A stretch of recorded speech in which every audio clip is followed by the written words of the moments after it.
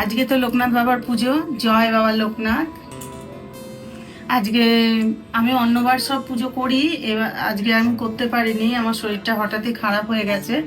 তো আজকে আমার দুই মেয়ে পুজো করেছে। দেখো এই যে কত সুন্দরভাবে পুজো করেছে, ভোগ টোগ সব রান্না করেছে দু মেয়ে মিলে। তো আমাকে আসতেই হয়নি এদিকে, কি করেছে জানি না। তো বাবা লোকনাথকে বললাম যে মেয়েরা ছোট, যা রান্না করেছে সেবা করে নাও ভগবান, আমি তো এদিকে আসতেই পারিনি। তো সবকিছু মেয়েরাই সাজিয়েছে দুজনে মিলে। অর্ধেক বাসন কোসন সব ধোয়া হয়ে গেছে, আবার গুছিয়ে পরিপাটি করে দিয়েছে। তো দেখো কিরকম সাজিয়েছে, তোমাদের কিরকম লাগলো কমেন্ট করবে, ঠিক আছে? এখানে কি কি ভোগ করেছে আমি বলি একটু। লুচির সাথে পায়েস আছে, আর এখানে একটা, এটাকে কি আলুর দম বলবো? কাশ্মীরি, ওই কাশ্মীরি টাইপস অফ পনির ভেতরে পুর ভরা আলু দেওয়া। হ্যাঁ, পুর ভরা আলু বলো। পুর ভরা আলু, হ্যাঁ।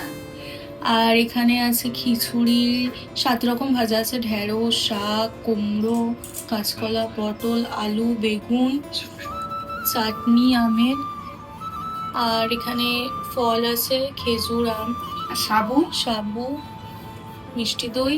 সাবুটা তো আমরা সকালে দিই, এটা আমাদের দিতেই হয় সকালে বাল্য ভোগে সাবুটা।